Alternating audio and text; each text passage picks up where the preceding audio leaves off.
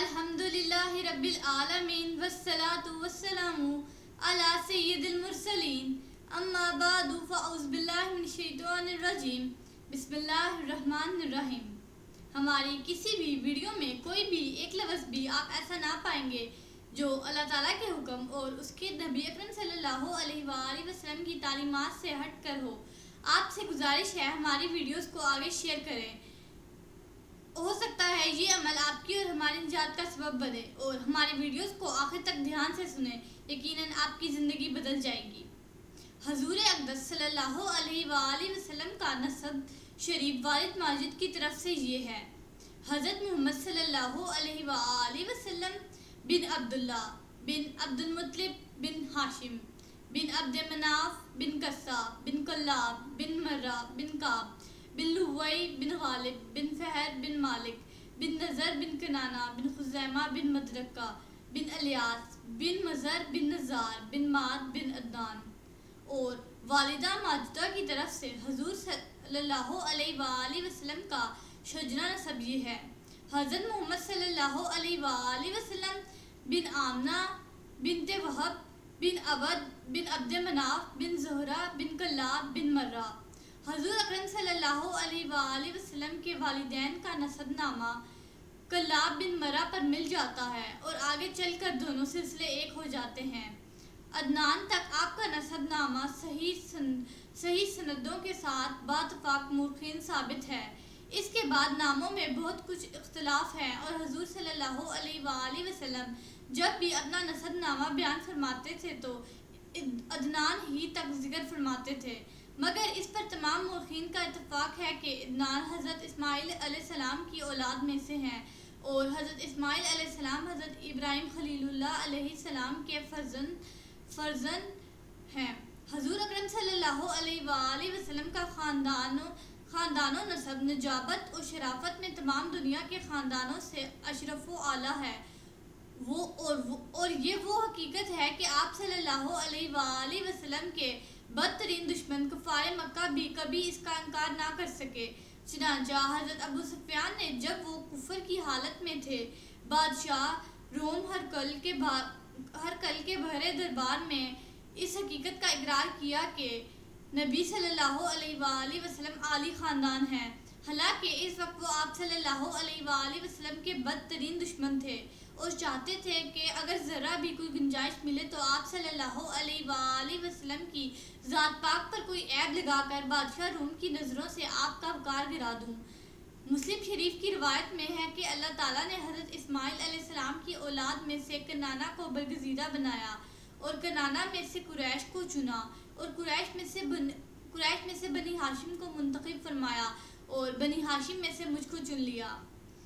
بہرحال یہ ایک مسلمہ حقیقت ہے کہ حضور انور صلی اللہ علیہ وآلہ وسلم کا خاندان اس قدر بلند مرتبہ ہے کہ کوئی بھی حسب و نسب والا اور نعمت و بزرگی والا آپ صلی اللہ علیہ وآلہ وسلم کی مثل نہیں ہے۔ حضور اقدس صلی اللہ علیہ وآلہ وسلم کے خاندان نبوت میں سبھی حضرات اپنی گناگو خصوصیات کی وجہ سے بڑے نامی گرامی ہیں، مگر چند ہستیاں ایسی ہیں جو آسمان فضل و کمال پر چاند تارے بن کر چمکے۔ ان با کمالوں میں سے فہر بن مالک بھی ہیں، ان کا لقب قریش ہے، اور ان کی اولاد قریشی یا قریش کہلاتی ہے۔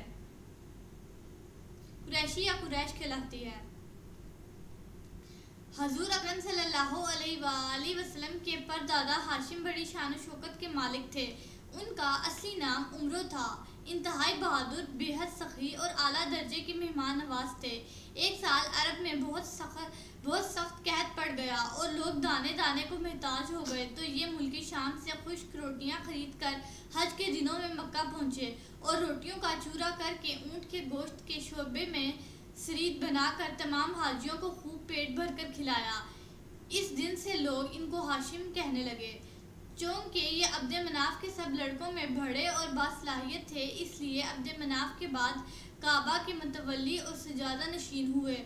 بہت حسین و خوبصورت اور وجیح تھے۔ جب سن شعور کو پہنچے تو ان کی شادی مدینہ میں قبیلہ خزرج کے ایک سردار عمرو کی صاحبزادی سے ہوئی جن کا نام سلمہ تھا، اور ان کے صاحبزادے عبدالمطلب مدینہ ہی میں پیدا ہوئے۔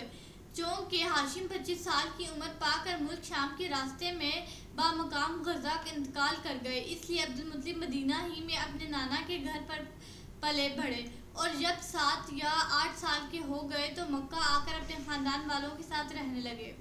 حضرت عبدالمطلب حضور اقدس صلی اللہ علیہ وآلہ وسلم کے دادا حضرت عبدالمطلب کا اصلی نام شیبہ ہے۔